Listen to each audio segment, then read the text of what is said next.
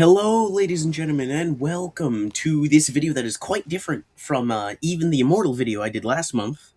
I know I said I'm doing more of that, but I wanted to do this, and if you click on this video, you know what Dead by Daylight is, and you probably know what Jojo's Bizarre Adventure is. You see, since Dead by Daylight added Kaneki to the game... Hey look, it's King Kaneki from Tokyo Ghoul! You can't just dodge my question by pointing out Tokyo Ghoul. Wait, that's an even bigger question! How the fuck do you know Tokyo Ghoul? And that, in my mind, opens the potential killer floodgates. Because, you know, if anime is involved, and it doesn't necessarily need to be a horror movie or another horror game or franchise, and you could do anime, then, well, that's when the subject of today's video popped into my head. 私の名はキラヨシカゲ、年齢33歳。自宅は森王町北東部の別荘地帯にあり、結婚はしていない。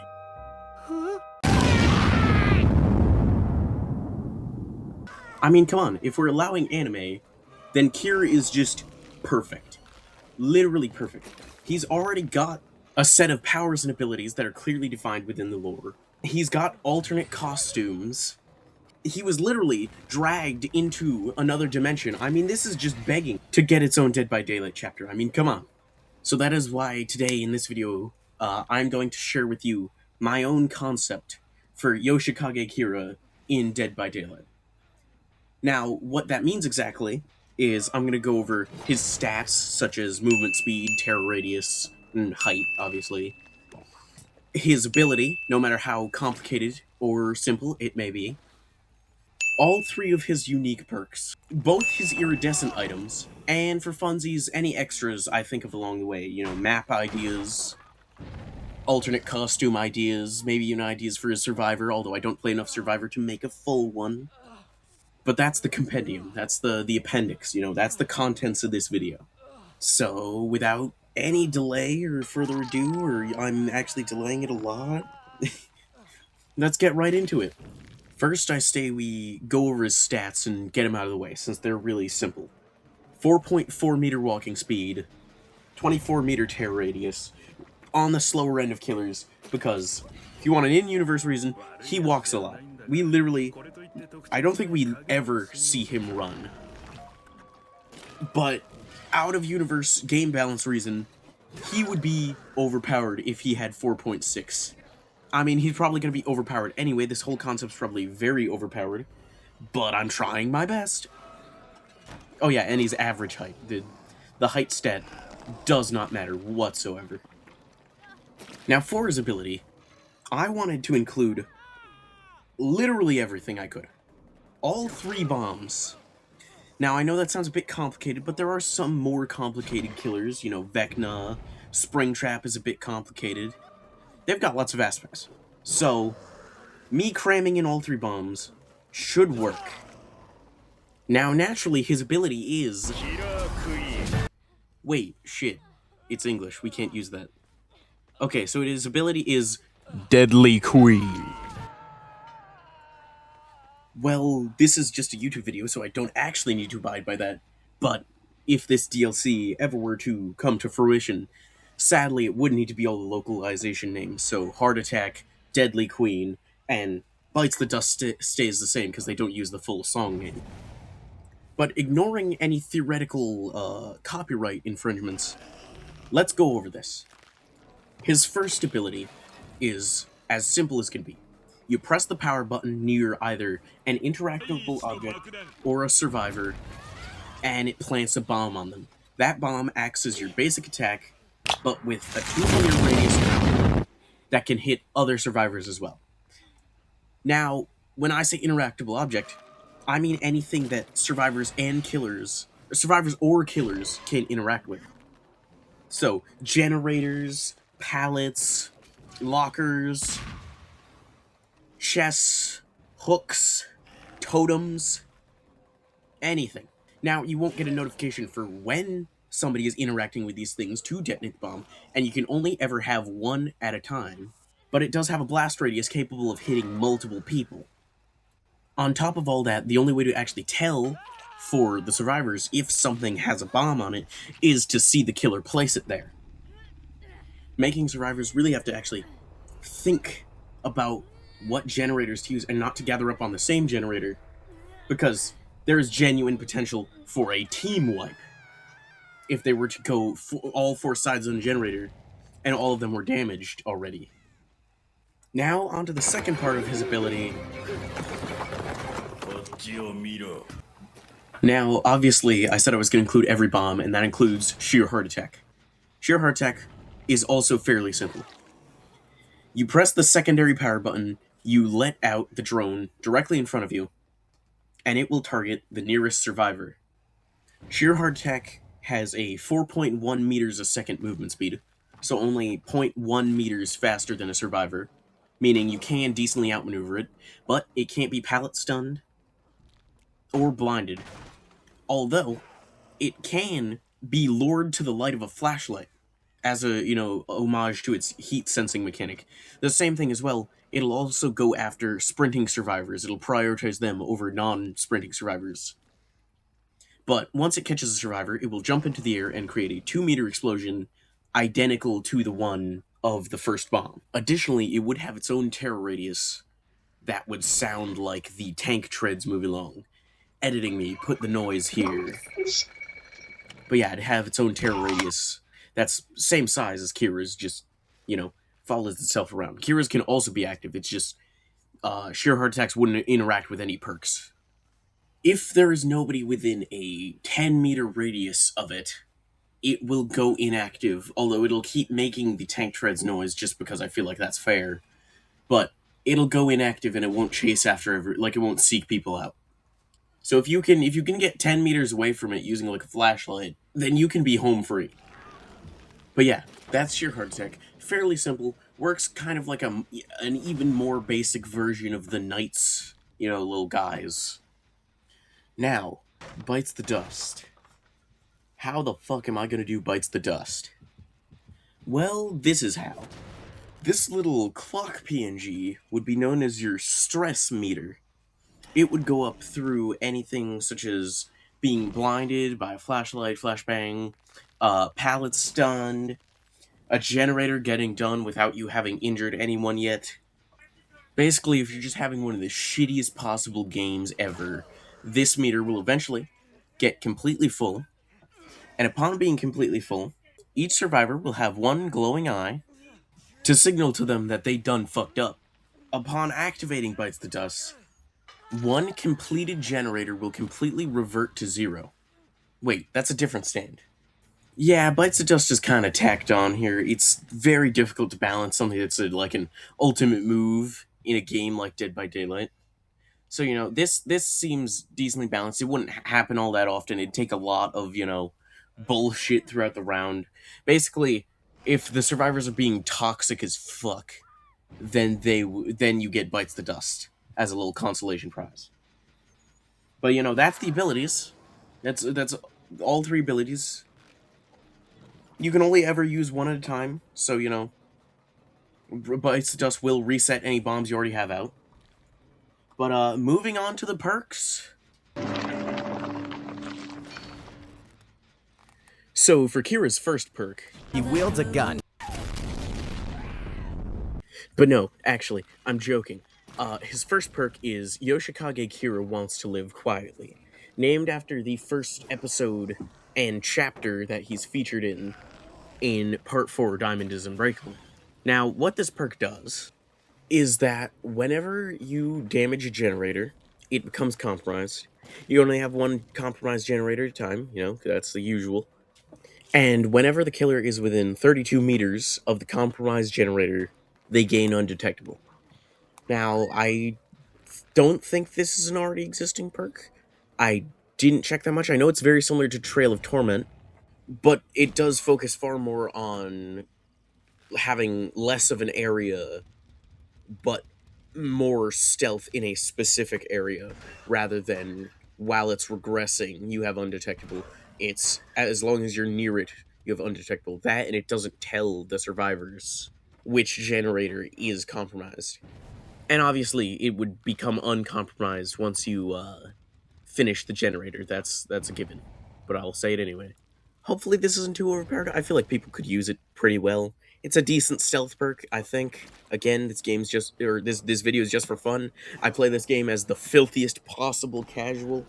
I play Springtrap, so I play Springtrap, Singularity, and the Unknown. So you tell me what that says about me in the comments, but like, this video is pure filthy casual, just being fun.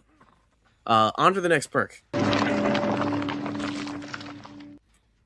Now, the next perk is Killer's Ultimatum. Ignore the fact that the font is different. I couldn't find the previous font. Moving on. Now, I wanted this one to be an end of game, all gens done perk. Because, you know, Kira works best when he's under pressure. Now, what this perk does is that when all generators are completed, every survivor gains the incapacitated status effect, which stops them from doing certain actions. Put the list up now, here, me. But yes, all those interactions are restricted to them. On top of that, they gain hemorrhaging, which gives them brighter blood pools, and more blood, which makes them easier to track as the round ends. In case you can't tell, this was heavily inspired by the scene where it's, spoilers for anybody watching this, but it's Hayato, Okuyasu, and Josuke, and Kira's placed a bomb on Okuyasu. So, you know, it's kind of like a choose one deal, except this one is more of just more pressure. Now, there are a lot of perks like this, and this one's quite a bit weaker than them, but the difference is this one is easier to use. It's free, essentially. Most of the other ones are stuff like no one escapes death. They're all hex perks that can be disabled if you cleanse totem. This one is a bit weaker, but it's free. So you're sacrificing power for sort of a guaranteed strike instead. This is the jab of perks. But on to perk number 3. This one I'm really excited for because I really wanted to do one themed around, you know, Rami Sugimoto. Who, by the way, if there had to be a survivor for this, which I'm not making one, I decided it would be Rami, because all the other characters in part 4 have stands and Hayato's a child. I guess you could do Hayato's mother, but no. So, this one, as you can see, is a Scourge Hook perk. And what it does is 4 hooks randomly around the area, or around the trial, become Scourge Hooks, as well as the basement hooks, like every other Scourge Hook perk.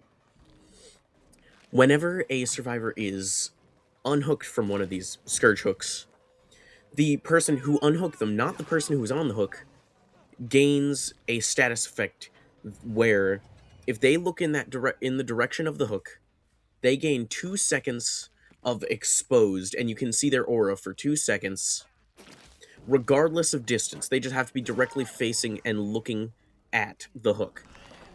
Now, this is very similar to the Springtrap perk Phantom Fear, except it's a stationary target from much farther away, and it's a lot stealthier considering they don't scream, so they aren't alerted of the exposed status effect, other than the little thing in the corner, which, let's be honest, is kind of hard to see. This is just my attempt. I really wanted to just try and make a Scourge Hook perk, so, you know, this is just my attempt at that. But, on to the add-ons. So I made 2 iridescent items. Now, full disclosure, this is the most unbalanced and most experimental part of the entire video. And these are not at all meant to be, you know, like, the actual, you know, not meant to fit in. They're meant to be, like, because in my mind, the iridescent ones either are really overpowered or really badly balanced and underpowered. These ones, I decided to go for really overpowered and, like, gameplay changing, rather than risk them being underpowered. These are overpowered on purpose. It's just your little disclaimer beforehand. So, his 2 iridescent items are Stray Cat and the Stand Arrow. Not the Requiem Arrow. As much as I like Bites the Dust, it's not a Requiem stand, because Requiem stands don't exist. It's Gold Experience Bites the Dust. Get it right, motherfucker. But no, we'll go over Stray Cat for now. And Stray Cat will do like it did in the source material and replace Sheer Heart Attack. Instead of letting out drone when you use it, a loud activation noise will play, and you will manually control a nearly invisible explosive bubble. Now, this bubble has a 50-meter range away from Kira before it automatically explodes. And it's much slower. It's around the nurse's movement speed. And it would naturally move forward. Now, you don't actually control it like, you know, like no-clip or like moving it around. You get to redirect it in certain directions. You'd say have 10 redirects that you get to move it in certain directions, and it would move at the same speed constantly. But it can be manually detonated, and it is extremely hard to see and has no terror radius. And if you think that's fucking busted, you are not gonna like the stand arrow. The stand arrow completely reworks Bites the Dust, where instead of the stress meter being caused by certain things, randomly within a chest or a locker, the arrow is stored within. If a survivor finds it, they can get a hold of it and grab it. If Kira finds it, he gets one charge of Bites the Dust that consumes the arrow, and there's only one arrow per round. But this also means that the survivors can try and hide it from him, or, you know, like, get it and run the fuck away. But if you pick up a downed survivor who had the arrow, you automatically get the arrow as well. So yeah, pretty much not balanced at all, but they're fun little side things, okay? I didn't need to include them in this video. Most other ones don't, I don't think. Most other videos like this don't include add-ons, to my knowledge. But, now, anything extra? Obviously, the map should be Morio. I feel like that's extremely obvious, you know? It should include the Ghost Girls Alley with the Austin. Hell, maybe even give the Austin an inside section. It should definitely include, like, the Pepsi sign and, you know, that whole area. Kira's alternate costumes, he could have, obviously, his default. He could have his pink suit with the sheer heart attack tie, along with his original purple suit. He could have, the Kosaku Kawajiri one, you know, with the slick back hair. We could definitely get, Dead Man's Questions, Kira. That'd be a cool outfit. I don't know what you would do with Killer Queen during most of these. I mean, you can't just recolor it like some of the things. Maybe for the Kosaku one, you make it like a cracked look, like when the hands dragged him away. But Kira would be, or Killer Queen would be the weapon slot for all of these. And that's where I'm going to end it for now. That's the end of the video. So, you know, I'm going to do the things. You know, the things you should do. Like, comment, subscribe. I have more specific instructions, though. Don't go. If you watched the Immortal video from last month, or if you haven't, I want you to go watch that and tell me which kind of video did you like more. Do you want more of the more technical, do you want more of the Dead by Daylight concept videos? Because I've got more ideas. Or do you want me to do more, like, traditional video essay stuff? You know? Give me your feedback on that, because I'm a small channel. I will deliver. I see your comments, because I do not get that many. Oh yes, and I have one more thing to shill at you people. Butterfinger, my friend on TikTok, he shouted me out. I feel indebted to pay him back. So, here's his TikTok. It's linked in the description. He makes funny Dead by Daylight videos. He makes funny little shorts. And he shouted me out in one of them. So, obviously, I've gotta pay him back. Cue the outro.